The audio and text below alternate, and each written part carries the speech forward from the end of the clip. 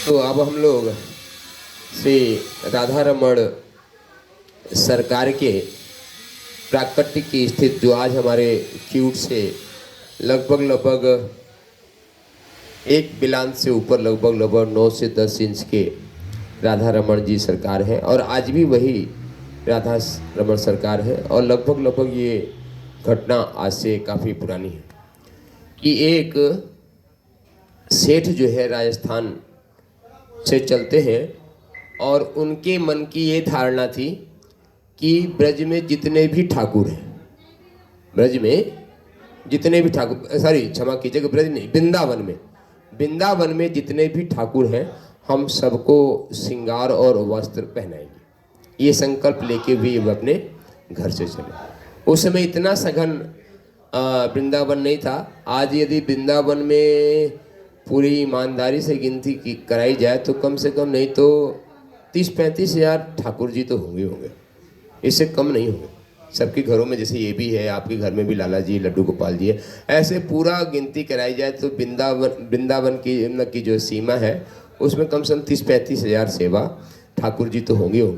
पर उस समय उतने नहीं थे, फिर भी काफ़ी गोसाइयों के घर पे और देवालों में काफ़ी ठाकुर जी थे। तो वे मन में संकल्प लेके आए कि जितने भी ठाकुर जी हैं सबको वस्त्र पहनाएंगे। तो उसी क्रम में उन्होंने सबसे पहले गोविंद, कभी जो है ना, जैसे आज हमारे बांके बिहारी जी पे भीड़ लगती है ना, लोग भक्तजन आते हैं, भीड़ कहना तो अनुचित शब्द है, भक्तजन आते हैं, वैसे जब गोविंद देव जी यहाँ पे विराजते थे तो गोविंद देव जी पे सबसे ज्यादा लोग आते थे। गोविंद देव जी का मंदिर कहाँ पे है? मंदिर तो अभी भी है ना, ठाकुर जी नहीं है पर गोविंद देव जी तो है। कहाँ पे? रंग मंदिर के सामने जो लाल वाला अधूरा वाला मंदिर है वे गोविंद देव जी का मंदिर है। रंग मंदिर देख रहे हैं ना, रंग मंदिर के सामने एक लाल का पुराना मंदिर नहीं है, ऊपर से टूटा हुआ है, तो उसके ठाकुर जो है गोविंद देव जी थे। तो जितनी आज बांके बिहारी जी पे मतलब भीड़ भक्तजन आ रहे हैं, उतने ही भक्त, उससे ज़्यादा कहीं भक्तजन उस समय गोविंद देव जी पे आते थे। और आज भी आप जयपुर जाओ तो देखो गोविंद देव जी के मंदिर में कितनी भीड़ लगती है। वही गोविंद देव जी जो यहाँ विराजमान थे, आजकल वे जयपुर भक्तों को दर्शन दे रहे हैं, कृपा कर रहे हैं। और आज भी शाम को मतलब जितनी यहाँ बांके बिहारी में भक्तजन आते हैं उससे कहीं ज़्यादा गोविंद देव जी के पास भी पहुँचते हैं लोग जयपुर में। और वह मंदिर इतना ऊंचा था गोविंद देव जी का कि उसके ऊपर वाले शिखर में दीपक जला करता था। बहुत ही सुंदर कहानी आपको बता रहे। तो औरंगजेब को वहीं से एक दिन दिखा, तो दिख रहा कि ये चूंकि दिल्ली से बहुत दूर तो है नहीं, और रात में तो चंदा सूरज बहुत, जब लाखों किलोमीटर चंदा सूरज है वहाँ भी दिखता है, तो प्रकाश बढ़िया, उसमें नृत्य होता था गाय माता का और बढ़िया। तो वही देखता कि ये इतना बढ़िया दीपक कहाँ जल रहा है। तो लोगों ने बताया कि सरकार ये तो गोविंद देव जी का दीपक है जो वृंदावन में जल रहा है। बोला इतना ऊंचा मंदिर, इतना भव्य दीपक। फिर बोला आदेश दिया उसका तो अपने नियत के अनुसार के जाके तोड़ दो। तोड़ने के बाद भी आज कम से कम 2 तल्ले के बराबर, मतलब कि 20 फीट के ऊपर उनका गुंबद है गोविंद देव जी का। और उसी समय फिर गोविंद देव जी मतलब राजस्थान गए तो आज भी जयपुर में विराजमान।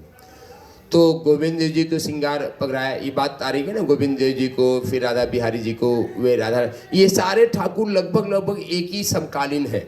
समकालीन मतलब आज से लगभग 400 वर्ष पूर्व जितने भी ठाकुर हैं, चाहे वे गोविंद देव जी हो, चाहे बांके बिहारी लाल जी हो, चाहे राधा रमण लाल जी हो, और चाहे हमारे राधा वल्लभ सरकार हो, है ना, ये सारे। तो वह सेठ जी आए कि सभी ठाकुरों को वस्त्र पहनाएंगे, और सभी जितने भी ठाकुरों का नाम ले रहे हैं सबको वस्त्र पहनाते पहनाते एक दिन जो है सायंकालीन गोपाल भट्ट जी के पास भी आए। गोपाल भट्ट जी मतलब जो राधा रमण जी के सेवायत थे, मतलब जो उनकी सेवा पूजा किया करते थे। आए और निवेदन किया कि सरकार कैसे हैं आप? बोले ठाकुर जी की कृपा से बड़ा आनंदित हो। बोले हम ये संकल्प लेके आए हैं कि वृंदावन में जितने भी ठाकुर हैं हम सबको वस्त्र पहनाएंगे, तो आप भी अपने ठाकुर जी का नाम बताओ। अब गोपाल भट्ट जी कभी ऊपर देखें, कभी नीचे देखें, कभी दाएं देखें, कभी बाएं देखें, और कभी कभी गोल गोल अपनी नज़रें घुमा दें। और उन्होंने एक पद कहा है, वह पद अभी मेरे को थोड़ा सा विस्मित हो रहा है तुरंत में, हो सकता है कि अभी याद आ जाए।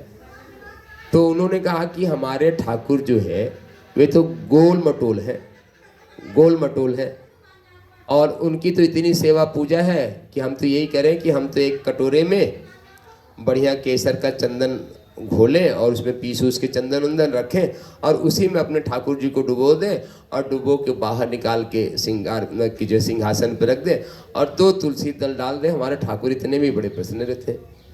तो हमारे गोल मटोल ठाकुर को आप कौन सा वस्त्र पहनाओगे? मतलब समझ गए कौन से ठाकुर जी थे? शालिग्राम भगवान। गोपाल भट्ट जी की जो ठाकुर जी थे वे शालिग्राम भगवान थे, है ना।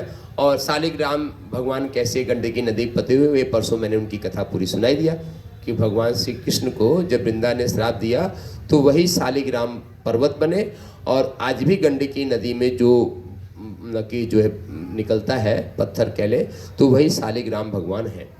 और शालिग्राम भगवान को बाजार से खरीद के कभी भी सेवा पूजा नहीं करनी चाहिए।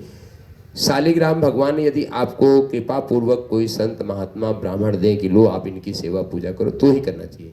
ठाकुर अब बाजार में शालिग्राम, पहले बाजार में मिलते भी नहीं थे, अब शालिग्राम भगवान बाजार में मिलने लगे भी, नकली है असली है वो तो ठाकुर जी ही जाने। पर शालिग्राम भगवान जी को कोई यदि भक्त आपको ला के दे दे तो उसकी सेवा पूजा करनी चाहिए। अगले वर्ष हमारे भी जाने का मन है। नेपाल के चूँकि सुदूर प्रांत में पड़ता है गंडकी नदी और वहाँ पे शालिग्राम भगवान जहाँ मिलते हैं, मेरा भी जाने का मन है। शायद अगले वर्ष प्रस्थान करें, चूँकि उसमें एक समय सीमा के अंदर ही जा सकते हैं। तो शालिग्राम भगवान और कह के सेठ जी ने निवेदन किया। गोपाल भट्ट जी ने पूरी अपने ठाकुर जी के स्वरूप का वर्णन किया। कुछ और भी सत्संग चर्चा हुई और सत्संग चर्चा करने के बाद जो है सेठ जी अपने जिस आश्रम में मंदिर में रुके थे वहाँ चले गए। गोपाल भट्ट जी शाम को ठाकुर जी को शयन वयन करा के और सुंदर चद्दर उड़ा के अपने विश्राम में अपने भजन कक्ष में चले गए। क्योंकि ये जितने भी सेवायत गोसाई थे ये पूरी तरीके से भजनानंदी थे। इनके मन में एक रंच मात्र भी जिसको कहते हैं कि धन लिप्सा या नाम लिप्सा, मतलब कि हमारा नाम हो जाए, ऐसा कुछ भी नहीं था। शुरू के जितने भी हमारे ठाकुर जी मतलब सेवाएं थे, चाहे गोपाल भट्ट जी हो, चाहे हरदास जी हो, हमारे महाराज जी हो, चाहे हित हरिवंश जी जो राधा वल्लभ जी को प्रकट किया वे हों, ऐसे जितने भी संत उस समय हुए हैं तो वे पूरी तरीके से नामनिष्ठ और सेवानिष्ठ थे। नामनिष्ठ मतलब भगवान का नाम करना, जप करना, और सेवानिष्ठ। और आज भी है। बरसाने में एक संत है और बरसाने में जितने भी संतों को व्यक्तिगत रूप से मैं जानता हूँ, सबसे ज़्यादा श्रद्धा निष्ठा हम अपने बाबा जी को करते हैं। हम बाबा जी को हमने उनका चमत्कार ये देखा कि जब वे बैठे होते, जागृत अवस्था में होते हैं, तब तो आप उनके मुख से नाम नहीं सुन सकते। वे माला हमेशा उनकी चलती रहती, कुछ भी करें उनका माला चलता रहता है। पर जैसे ही वह निद्रा देवी की गोद में जाते हैं, रात की मध्यरात में 11 बजे करीब, उनके मुख से जैसे हम लोग कीर्तन कर रहे हैं वैसे नाम निकलता है। हरे कृष्णा कृष्णा कृष्णा हरे हरे, हरे राम राम राम हरे हरे। और होते हैं और नींद में ही भाव विफल हो जाते हैं और रोने लगते हैं। क्योंकि मैं उनके बहुत, आज भी हैं, अभी लगभग 70 वर्ष की उनकी अवस्था है। महाराज जी आज भी जिंदा है। पर जब तक वे जागृत अवस्था में रहेंगे तब तक उनके मुख से तो मन में ही जाप निकलता, पर जैसे ही निद्रावस्था में जाते हैं कई बार उनका भावावेश आता है और उनके मुख से नाम निकलने लगता है। तो आज भी ब्रज के इस दिव्य धरा में नामनिष्ठ संत हैं जो जप करते हैं, ढेर सारे नामनिष्ठ संत। तो वैसे भी गोपाल भट्ट जी नामनिष्ठ संत थे और नाम जप अपना करने लगे। और उस दिन उनके मन में बड़ी अजीब बेचैनी थी और गोपाल भट्ट जी के भी हृदय में बेचैनी थी कि बताओ हमारे ठाकुर गोल मटोल ठाकुर हैं, हम इनको कोई वस्त्र नहीं पहना पाते, और सपने देख रहे हैं कि हमारे ठाकुर ऐसे होते तो हम ऐसा वस्त्र पहनाते, ऐसे होते तो ऐसा वस्त्र पहनाते। गोपाल भट्ट जी के मन में भी चिंतन मंथन चल रहा है, ठाकुर जी का ही भाव दशा चल रहा है। उधर सेठ जी भी जो जिस आश्रम में रुके वहाँ गए, उनको भी नींद नहीं आ रही है। वे सोच रहे हैं बताओ सारे ठाकुर जी को तो हमने वस्त्र पहना दिया, एक ठाकुर जी भी रह गए तो हमारा संकल्प तो अधूरा रह गया। ऐसा वह सेठ जी भी सोच रहे हैं, क्योंकि भाव दशा, भाव की गति बड़ी व्यतिरेक होती है। है ना। तो हमने पहले भी प्रतिदिन यही कह रहे हैं कि भाव, ठाकुर जो है ना आपके भाव की रक्षा करते हैं अपना सर्वस्व छोड़ के। आप अपना ठाकुर के लिए सर्वस्व त्याग कर पाओ या नहीं कर पाओ ये आप पे निर्भर है, पर ठाकुर अपना सर्वस्व त्याग कर देते हैं भगवान अपने जो है भक्त के भाव की रक्षा करने के लिए, भक्त के भाव की रक्षा करने के लिए। एक नहीं जाने कितनी कहानियां। तो यहाँ भी जो सत संकल्प भगवान है, भगवान मतलब सत संकल्प भगवान है, तो अभी आज अपने भक्त के भाव पे रीझ गए और बोले भाई भक्त के भाव की रक्षा करनी है। और यहाँ एक नहीं दो भक्त के भाव की रक्षा करनी है। एक तो गोपाल भट्ट जी की और दूसरा इतना बड़ा सेठ जो जयपुर से राजस्थान से चल के आया हुआ है। तो सुबह मंगला आरती की बेला में जब गोपाल भट्ट जी भगवान को जगाने के लिए गए प्रातःकालीन ब्रह्म मुहूर्त में, हमने कहा ना मंगला बेला मंगला आरती ब्रह्म मुहूर्त में होती है और ब्रज के जितने भी ठाकुर हैं सबका मंगला आरती होती है। तो देख रहे हैं कि उस दिन से जिस चद्दर के साथ सुलाया था वह चद्दर थोड़ा सा उठा हुआ है, ऊंचा हुआ है।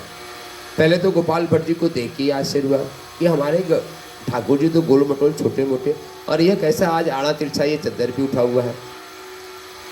और भगवान की लीला, जैसे ही गोपाल भट्ट जी ने उस चद्दर को उठाया अलग किया तो देख रहे हैं कि आज लड्डू गोपाल जी तो वहाँ पे है नहीं, एक बढ़िया 12.5-15 इंच के ठाकुर जी जो है विराजमान है। सुंदर सुंदर उनके पैर, सुंदर सुंदर हाथ, सुंदर सुंदर नाक, सुंदर सुंदर ओष्ठ, सुंदर सुंदर कान। इतना देख के गोपाल भट्ट जी भी बड़े हतप्रभ रह गए। अरे हमारे ठाकुर तो गोल मटोल थे, शालिग्राम भगवान थे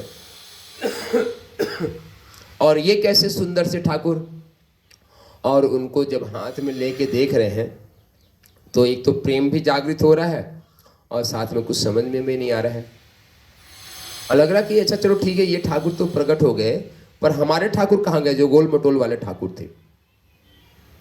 वो भी आज से पीछे तो मूर्ति को पूरा बाकायदे निहार रहे हैं। तो देख रहे हैं कि वे जो गोल मटोल ठाकुर थे वे पीठ में ही है। जैसे आपने कछुआ को देखा ना, कछुआ गोल गोल रहता है पर जब वो खुलता है तो उसी में से मुख भी निकल आता है, उसी में से हाथ भी निकल आता है, उसी में से पैर निकल जाते हैं। देखा आपने कछुआ को प्रत्यक्ष रूप से, है ना। तो वैसे ही वे जो गोल मटोल ठाकुर थे वे पीठ से चिपके हुए और उसी लड्डू गोपाल से जो है प्रकट हुए राधा रमण जी। तो बोलो राधा रमण सरकार की जय। और आज भी वही मतलब कि शालिग्राम भगवान की से प्रकट हुए मतलब राधा रमण जी हैं जो मुख्य विग्रह में विराजमान है। तो ये हुआ। और कमाल की बात कि फिर गोपाल भट्ट जी जो है खबर भिजवाए सेठ जी को, अरे ठीक सेठ जी आओ हमारे ठाकुर जी जो है प्रकट हो गए हैं। तो चमत्कार ये है कि उस सेठ के पास सिर्फ एक ही वस्त्र बचा हुआ था, बहुत ही सुंदर जो है गुलाबी रंग का सुंदर सा है, और वस्त्र तो पहले सिला जा चुका था। तो ठाकुर जी भी उतने ही बड़े थे जितना बड़ा वस्त्र था। और जब वस्त्र ला के उस सेठ जी ने ठाकुर जी को पहनाया तो ठाकुर जी ठीक उतने बड़े। हाँ, और फिर ठाकुर जी को वस्त्र पहना के उस सेठ का भी मनोरथ पूरा हुआ और हमारे गोपाल भट्ट जी का भी मनोरथ पूरा हो कि अब उनके ठाकुर जी जो है हाथ पैर वाले, सुंदर मुखार बिंद वाले और बड़े प्यारे से क्यूट से ठाकुर जी। तो गोपाल भट्ट जी ने बहुत ही सुंदर सेवा पूजा की। गोपाल भट्ट जी ने तो विवाह नहीं किया था। प्रसंग आता है कि जब गोपाल भट्ट जी बूढ़े होने लगे तो उनके मन में चिंतन मंथन था कि हमारे जाने के बाद ठाकुर जी की सेवा पूजा कौन करेगा। हमारे रहते ही कोई नौ दंपति आ जाए जो भाव से ठाकुर जी की सेवा करे और परंपरागत वह सेवा करता रहे। तो प्रसंग वो भी आता, बहुत लंबी कथा हो जाएगी कि गोपाल भट्ट जी बड़े उस चिंतित थे उसमें, और इतने चिंतित थे कि ठाकुर जी के सामने ही बैठ के रो रहे थे। और ठाकुर जी से कहते हैं कि ठाकुर जी अब हमारे से सेवा पूजा नहीं बन पड़ती है, कोई आप अपने पुजारी को बुलाओ जो है। तो उसी समय पश्चिम बंगाल से एक नौ दंपति चल के आया, एकदम नौ दंपति, और सीधे गोपाल भट्ट जी के पास पहुंचा। कहा महाराज हम वृंदावन आए हैं भजन साधन करने के लिए, आप हमारे को कोई सेवा बताओ। तो गोपाल भट्ट जी ने उसी नौ दंपति को सेवा पूजा राधा रमण जी की दी, और उन्हीं की संतति आज जो है राधा रमण जी सरकार की सेवा पूजा करे। जो हमने आपको बताया कि राधा रमण की पुजारियों को देखो तो आपको बड़े बड़े स्मार्ट और सुंदर दिख रहे हैं। अब तो आप ये मान लो कि लगभग है उनके पास पूरा उसका डाटा है, डाटा मतलब पूरा लेखा जोखा है कि कितनी पीढ़ी से ये लोग कर रहे हैं। तो चौथी पांचवी पीढ़ी के तो हो ही गए हैं, क्योंकि पुंडरीक गोस्वामी जी ही अपने दादा के मतलब कि तीसरी पीढ़ी के भागवत आचार्य हैं। इनके पिताजी भी बहुत अच्छे भागवत आचार्य थे, उनके दादाजी भी बहुत अच्छे भागवत आचार्य थे। पुंडरीक गोस्वामी जी तीसरे नंबर पे हैं। शुरू में तो दो उनको लाली पैदा हुई और शायद तीसरा जो है लाला पैदा हो गया है, ऐसा है, चूँकि बहुत दिन हो गए व्यक्तिगत रूप से मिले मुझे। तो उन्हीं का पूरा परिवार चला रहा है। तो राधा रमण जी का जो ये प्राकट्य स्थित है बहुत ही संक्षिप्त में हमने सुना है। तो बोलिए राधा रमण लाल सरकार की जय। जय जय श्री राधे श्याम। तो कैसा लगा आपको ये? पहले सुना था आपने ये? थोड़ा सा पता था ना? हाँ, तो ये लड्डू गोपाल जी से ही प्रकट है, शालिग्राम भगवान से। हाँ, तो उससे जो है, और आज भी राधा रमण यहाँ पे विराजमान है।